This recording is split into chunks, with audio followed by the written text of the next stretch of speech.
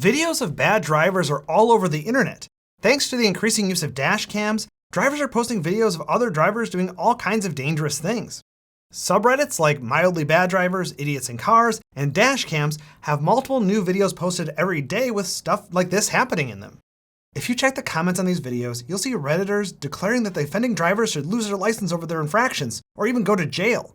And I'm sure that most drivers out there have had horror stories of witnessing crashes, aggressive road rage drivers, or just plain inattentive drivers. A pretty natural reaction to seeing all of this is to say, these people shouldn't be on the road. They're gonna get someone killed. They're a danger to society. And you'd be right, they absolutely are. Over 42,000 people were killed in a car crash in the US in 2022. That puts it in the same ballpark as influenza deaths or suicide deaths. Over 2.3 million people were injured in crashes in that same year. Some were minor, others devastating and life-altering. What happens when a driver causes a crash? What happens if they kill someone? What is the punishment? Do they go to jail like the Reddit commenters want? Well, I can tell you that many of these drivers do not lose their license or go to jail. In fact, quite often the victims of these crashes are blamed. I should admit to you that I went into this video not knowing much about the criminal justice system and how it works, but what I found was surprising, disappointing, and contradictory. Be ready to be frustrated watching this video. Let's discuss what happens to bad drivers when they cause a crash and what actually works to make our roads safer for all users after the bike bell. This video is all about trying to ensure that the punishment for bad driving fits the crime, and the severity of the crime can differ quite a bit. I think we can all agree that there should be a different punishment for someone who scrapes your car with theirs in a parking lot and someone who mows down 4 pedestrians on a sidewalk and kills all of them. But the reason I'm talking about this is that sometimes the punishment for these two crimes is more similar than you'd think, and there are bad drivers out there on our roadways regardless of the severity of the crashes. Let's start by talking about some of the most severe crashes, the ones that result in death. These are the ones where murder or manslaughter charges are considered. Then we'll move on to lesser crashes where you're more likely to see suspended or revoked licenses. There's an old dark joke in transportation planning that says that if you want to get away with murder, you should hit someone with your car. That's because we don't often severely punish drivers that kill people. We, in the United States at least, tend to think of crashes as acts of God rather than consequences of poor driving or poor infrastructure. We call crashes accidents, which seems to automatically absolve anyone of wrongdoing. It was just an oopsie, not something that we should take seriously and hold someone accountable for. But the reality is that crashes are preventable, and good, attentive driving drastically reduces the chances that someone will get injured or die. The media perpetuates the accident narrative. It often goes so far as to victim blame, further taking the heat off the driver. You'll see phrases like, "a car hit a pedestrian." In this phrasing, it's not the human driver, but an inanimate car hitting a pedestrian. Better phrasing would be, "a driver killed a pedestrian with their vehicle." In the news, you'll also see facts about whether or not a cyclist was wearing a helmet, suggesting that if they didn't, maybe wearing one would have saved their life. Now, it's often impossible to know if that's actually true, and even if they were wearing a helmet, a crash violent enough to kill them without one would certainly at least maim them with one. But again, the narrative puts the blame on the victim, not the person driving. Okay, so we've already figured out one reason why dangerous drivers stay on the road. Sometimes they're not seen as the ones to blame at all. No charges are filed and they're simply let go. But let's say they are charged with something. It can be difficult to get a harsh punishment to stick. One reason is the jury. Most drivers realize that they themselves are only one bad decision away from killing someone with their car, and that it could easily be them sitting in the defendant's seat in the courtroom. I bet that kind of rings true with you if you drive. I'm sure most people have had a close call on the road. A few inches in a different direction and it could have been a tragedy. This means that prosecutors need an ironclad case to convince 12 jurors who are likely drivers, that a murder or vehicular manslaughter charge should stick. Jurors tend to sympathize with defendants. Instead of facing a jury, many prosecutors will instead aim for a plea deal, often for reduced sentences or no jail time at all. For example, a man in New York City hit and killed someone and fled the scene of the crime. He then went to an auto body shop and tried to hide the incriminating damage. He did surrender himself 5 days later, but for all of that, he got a plea deal that resulted in probation and community service. He later did get 90 days in jail, but only after they arrested him again, this time on sex abuse charges. All of this comes down to a justice system that reflects the attitudes and biases that we as a society have. Most of us are drivers, and many drivers break the law. I guess that just about every driver out there speeds once in a while. So it's easy for us to sympathize with bad drivers that get caught. Our laws are lenient because we believe drivers deserve leniency. Here in California, negligent vehicular manslaughter can be a misdemeanor with a maximum sentence of only 1 year in jail. The felony version of vehicular manslaughter, reserved for gross negligence, could result in a maximum sentence of only 6 years in jail. The maximum sentences are almost never handed out though, and like I said, it can be difficult for any jail time to stick. People on Reddit and those communities I talked about like to suggest charging drivers with straight up murder. This can be an appropriate charge for truly terrible crashes, but prosecutors face a higher burden of proof and have to convince a jury to send a defendant to jail for quite a long time. That's not easy to do. Okay, I think we've covered the worst crimes pretty thoroughly. Let's talk about crashes that don't involve fatalities. These might warrant jail time, but logically, to me at least, these drivers should lose their license for a while. If they keep up the bad behavior, they shouldn't be allowed to drive, period. But there are some problems with this assumption. Let's do a little thought experiment. Imagine you get into a crash as a resident of Manhattan and you lose your license. You're not allowed to use your car, but you're surrounded by a half dozen other good options to get around the island, including subway, bus, bike share, taxi, walking, and if you're Spider-Man, webs. The punishment prevents you from operating a vehicle and causing danger to yourself and others, but doesn't prevent you from doing most other things like going to work, unless you're a taxi driver, I guess. This is an ideal environment for a driver to lose their license because they have good alternative transportation options. And quite honestly, in Manhattan, driving a car isn't even a top 3 way of getting around to begin with. Now, imagine you lose your driver's license out here in rural Wisconsin. You live on your family's dairy farm. The nearest bar is a 10-minute drive, as well as about everything else you need to get to, including work, shopping, and school. Without a license, you're isolated, relying instead on getting rides from friends. A bike could work, but not in the harsh Wisconsin winters on rural highways. There's not enough density for transit service. What could end up happening is that you lose your job because you can't get there on a regular basis anymore. One punishment, a license suspension, has now turned into a real life ruiner.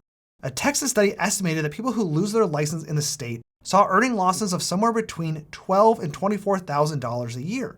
That's a lot of money. Those losses come because people aren't able to drive to jobs or take advantage of education that would help them into better, more stable career paths. This is an example of where the world of criminal justice overlaps with the world of city planning. Over the past 100 years, we've built a country so entirely reliant on cars that removing access to the roadway is seen as a harsh sentence with far-ranging impacts on someone's life. This is part of the reason why it feels like driving has become a right, not a privilege in this country. No car means isolation. Now, when I started researching the topic for this video, I thought I knew the story. Judges were hesitant to revoke or suspend licenses because they knew that it would mean that these people would lose their jobs and be significantly worse off. As a result, we have lots of people driving who have proven that they shouldn't, and that they're making our roads less safe, particularly for vulnerable road users like pedestrians and cyclists. And I'm sure that there are some lenient judges out there when it comes to license suspensions, but basically my preconceived story was totally wrong. Judges and state DMVs suspend licenses all the time. In fact, while there are no concrete numbers for this because this data is tabulated state by state, estimates suggest that between 5 and 17% of all licensed drivers in the United States have a suspended license at any given time. That number shocked me. There are 233 million licensed drivers in the United States, which means that somewhere between 10 and 40 million people have suspended licenses. Those numbers are corroborated by other research I'll be sharing with you later, too. Here's another shocking statistic. Up to 91% of the people who lose their licenses do so for non-driving related offenses. Our laws make license suspension the punishment for a whole host of crimes. Here's a list of non-driving related offenses that will get your license suspended here in California. No car insurance, failure to report an accident, underage drinking, not DUI, just drinking under the age of 21, failure or refusal of a drug or alcohol test, even if they test you later and you were clean, vandalism, failure to appear in court for a traffic ticket, and failure to pay child support. It's going to be a lot harder to pay child support when you can't get to work anymore. The most common reason for losing a license in the US is failure to pay a fine. In New Jersey, 32% of people who lose their license do so because they didn't show up in court. What's really happening here is that license suspensions are being given to people who are low income and less able to navigate the criminal justice system. Wealthy people can pay off their tickets and get off of work to appear in court. A study found that people with suspended licenses are more likely to live in a census tract with lower household incomes, high unemployment rates, and a higher proportion of Black and Hispanic residents. Luckily, there have been calls for reform. In 2021, a California appeals court ruled that the state was unfairly suspending licenses for failing to pay fines or appear in court and reinstated them for over 400,000 Californians. This was seen as a win for equity, as many of those reinstated were low income and people of color. Okay, so lots of people have suspended licenses, oftentimes for reasons unrelated to bad driving. It should be no surprise that a great many people still drive while their license is suspended. A lot of this has to do with the built environment stuff I talked about earlier. People still need to get to work, drop kids off at school, and do all the other things people drive for. So they risk getting caught and drive anyway. One study found that people driving while their license is suspended actually drive more safely than other drivers, or at least try to, and that makes sense. So I guess suspending a license might actually make our roads a little safer, just not in the way you'd expect. And some states offer people ways to drive while on a suspended license. In Texas, people with suspended licenses can apply to receive an occupational driver's license, or an essential needs license, which grants the person the right to drive their car to and from work or school and essential household functions like getting their kids to school. That's it. But what's clear is that suspending licenses is not a silver bullet solution to curbing bad drivers. And in many cases, it's not a solution at all. But when our roadways look like this, and we see increases in the number of pedestrians and cyclists being killed every year, it's clear that something needs to be done. What actually does work? Well, it seems that targeting strategies to different types of bad drivers can help. I'm talking about drunk drivers, distracted drivers, and road ragers. Let's start with the worst of the bunch, the drunk drivers. Every single day, there are 300,000 instances of drunk driving in the United States, and they're responsible for over 13,000 of the 42,000 traffic deaths on US roadways. If you see a driver swerving and otherwise driving crazy, there's a good chance that they're under the influence of drugs or alcohol. There's been a lot of research on how to prevent DUIs, as drinking and drug use are contributing factors to a high percentage of serious and fatal crashes. There are policies out there that already work, but first I want to stop by a place where things are absolutely not working, and that's my home state of Wisconsin. Wisconsin is well known for its heavy drinking, and the statistics prove it. Wisconsin's DUI arrest rate is 437 per 100,000 people. The rest of the United States averages 287 per 100,000. On average, one person is killed or injured in a drunk driving accident every 3 hours in Wisconsin. It's the biggest cause of collisions in the state. One of the reasons for this is that the state legislature, under the considerable influence of the Tavern League, a lobbying organization for the thousands of bars in the state, ensures that DUI laws are extremely lenient. The first drunk driving arrest in Wisconsin is punishable with a fine of $150 to $300, plus the possible suspension of the license for 6 to 9 months. It's not a criminal offense. That's like a speeding ticket in some places. A second offense is a misdemeanor, but only if it was close in time to the first offense, or if the driver was involved in a crash that caused bodily harm. Third offenses are still misdemeanors, but come with mandatory jail time. Fourth offenses are a felony. This ratcheting up of the punishments goes on into the 10th offense, which shows how big of a problem drunk driving is in the state. I love this little cherry on top for Wisconsin DUI policy. The state legislature even prohibits the use of sobriety checkpoints. The state is even slow to integrate a technology proven to reduce repeat DUIs, something called an ignition interlock device. It's installed into a vehicle and drivers blow into it to prove they're not intoxicated before the car can start. Wisconsin doesn't require them until the second DUI arrest, however. One 6-time DUI offender in Wisconsin found out that he could rig up a system with an air compressor in a balloon to evade the interlock and continue driving drunk. That's some good old-fashioned Wisconsin ingenuity. Now, many studies have shown that, the state of Wisconsin notwithstanding, license suspensions and revocations are the most effective sanction that could be imposed on these drivers. It seems that many drivers that receive a DUI genuinely feel remorse and try to abide by the suspension. Only 36% of New Jersey drivers with a DUI drive on a suspended license, and 78% apply for reinstatement as soon as they're eligible. Okay, I have to mention Wisconsin again because 88% of suspended drivers there drive on their suspended license, and only 5% even bother to apply for reinstatement. Enforcement works when there's an active culture of shame around the activity, and clearly Wisconsinites feel no shame about drunk driving. In addition to suspending licenses, treatment programs for drug and alcohol abuse, a culture of taking Ubers home from the bar, and destigmatizing designated drivers can also reduce the number of DUIs and reckless driving under the influence. Okay, so we covered drunk driving, but what about another growing challenge on our roadway? Distracted driving. There are many ways a driver could be distracted while driving, but the prevalence of screens in cars has led to an increase in distracted driving incidents. I know that I regularly see drivers sitting there at a green light unaware that the light has changed because they're staring at their phones. Unfortunately, many people are texting or looking at their phones while the car is moving, and obviously that's way, way worse. There are numerous studies that show we put ourselves at increased crash risk when we're distracted. Cell phone use is a big one, but even changing the radio or temperature can increase risk. This is just me speculating for a second, but I imagine that the switch away from physical buttons on the dashboard has made us all have to look longer at screens to do otherwise simple tasks that could have been done with buttons without looking. Unfortunately, our youngest drivers are the most susceptible to distracted driving. This has always been true, and even a recent study shows that the biggest source of distraction for teens is other teens in the car. Cell phone use is second. Teens as a group are also just worse than other drivers at driving while distracted. How can we reduce distracted driving? The kind that leads to cars deviating from their lanes or rear-ending someone and causing crashes. Well, law enforcement can pull drivers over and give them a ticket for distracted driving, and they do. Here in California, the base fine for the first offense is $162. According to a study, getting pulled over for distracted driving can change the behavior of the driver, but only for a short period of time. Texture on the roadway, like rumble strips and reflectors between lanes, can help people stay in their lanes, and many newer cars have lane departure warnings and other systems to prevent collisions due to distracted driving. But it's pretty clear that it comes down to the driver.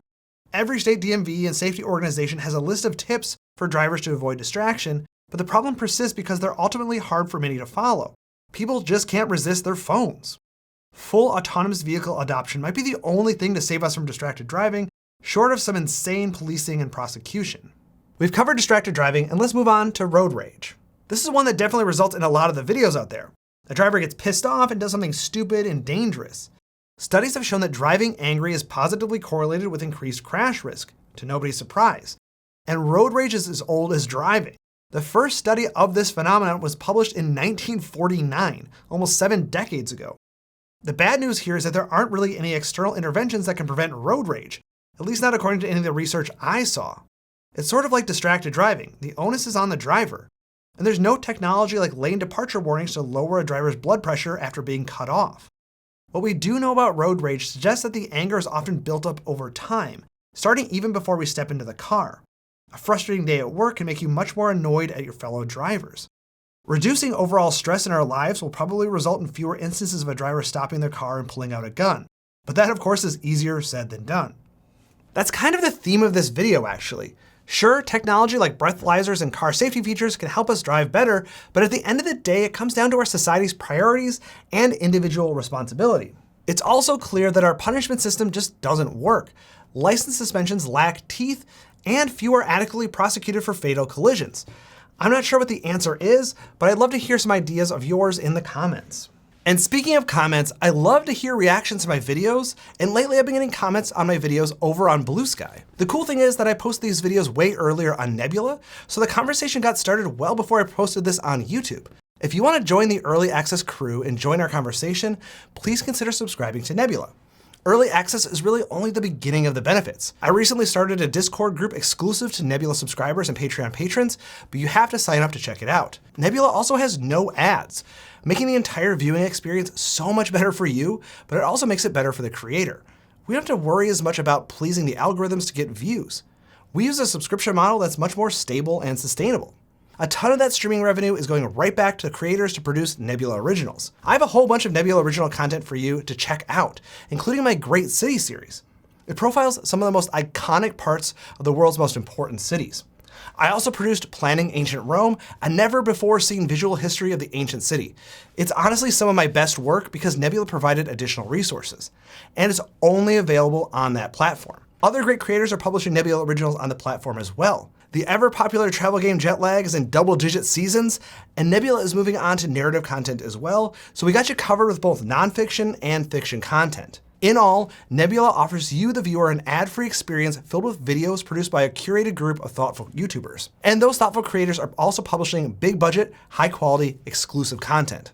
You can get all of this for a surprisingly affordable price. And when you sign up at my link, nebula.tv/citybeautiful, you'll get 40% off an annual subscription. My channel will even get a portion of that subscription fee so long as you stay subscribed. So it's one of the best ways to support me and this channel. Nebula is also offering lifetime memberships for people who want to go above and beyond in their support of my channel and the platform. I love that we have a couple of different ways of allowing people to show their support. And if you want to help others support City Beautiful, Nebula now offers gift memberships. Thank you so much, and I'll see you on the next video.